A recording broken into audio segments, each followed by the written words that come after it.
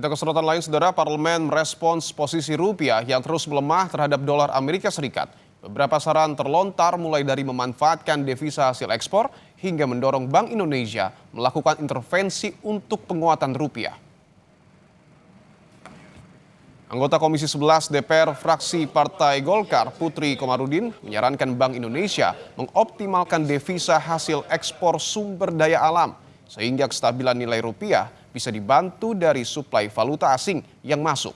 Sementara itu dari fraksi PDI Perjuangan, Haris Turino menyoroti langkah Bank Indonesia menaikkan suku bunga acuan hingga membatasi pembelian dolar sebagai upaya terbaik dari yang terburuk. Dengan begitu, Bank Sentral akan terlihat masih menjaga independensinya.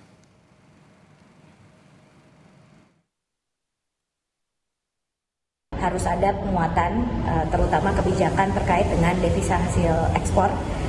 Ini harus dikelola dengan baik oleh otoritas terkait sehingga penguatan nilai tukar dolar terhadap rupiah ini bisa diantisipasi melalui kebijakan devisa hasil ekspor dari sumber daya alam, melalui suplai dari valuta asing yang bisa kita dapatkan dari situ. Tentu di dalam kondisi seperti ini, ya BI harus melakukan satu moral suasion, yaitu apa ya, desakan kuat lah para dealing room dijagain, jangan mereka melakukan transaksi ikut-ikutan, melakukan transaksi yang sifatnya spekulatif untuk menurunkan mata uang rupiah.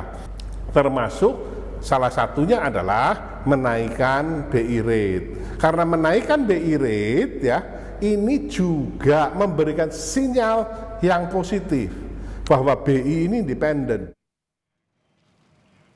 Sementara itu menurut peneliti senior CSIS, tren pelemahan rupiah terhadap dolar Amerika Serikat hingga akhir Mei disebabkan kekhawatiran pasar terhadap kebijakan fiskal pemerintah. Karenanya pemerintah perlu memulihkan kepercayaan publik sambil melakukan intervensi kebijakan. Langkah tersebut harus disertai dengan efisiensi program berbiaya besar yang berpotensi semakin membebani keuangan negara. Dan yang hari ini terjadi, ada juga kekhawatiran akan arah fiskal kita nih, bahwa di satu sisi ada gejolak harga minyak yang tinggi membuat subsidi kita terhadap BBM itu akan membesar. Di sisi lain, pemerintah juga tetap jor-joran tuh mempertahankan program-program prioritasnya yang berbiaya juga mahal. Nah, keduanya ini mengakibatkan bahwa defisit itu diperkirakan akan makin tinggi. Itu kan membuat investor khawatir apakah surat utang Indonesia itu bisa mampu bayar atau enggak. Saudara, nilai tukar rupiah terhadap dolar Amerika Serikat ini masih berada di kisaran 17.800 dan mendekati 17.900 pada Jumat 29 Mei kemarin. Data dari Jakarta Interbank Spot Dollar Rate atau JISDOR Bank Indonesia, nilai tukar rupiah terhadap dolar Amerika Serikat pada penutupan kemarin ini berada di level 17.883 rupiah terhadap dolar Amerika Serikat. Sebelumnya, rupiah ditutup di kisaran 17.743 rupiah pada Senin 25 Mei dan kemudian melemah ke level 17.789 pada penutupan hari Selasa 26 Mei jelang Hari Raya Idul Adha.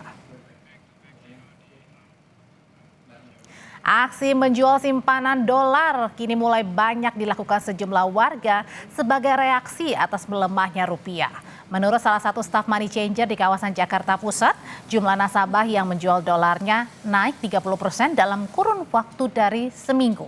Periode libur panjang pun dinilai jadi salah satu faktor tingginya penukaran dolar. Mulai ramainya itu dari Senin kemarin ya, karena kan trafiknya dolar sekarang tinggi terus, apalagi di hari Jumat ini mungkin lagi tinggi-tingginya ya, diterimanya aja udah 17.820, sementara di hari Senin itu baru menyentuh 17.600. Jadi setelah libur Idul Adha semakin naik sampai 200 poin, sampai 30% naik. Rate-nya lagi tinggi ya, lumayan sih kan, kita ada selisih gitu kan. Nanti kalau kita lagi turun, kita bisa beli lagi gitu kan. Sekitar 13.000. 13.000. Iya, iya. Ya kalau ada selisihnya oke lumayan boleh kita beli lagi gitu kan.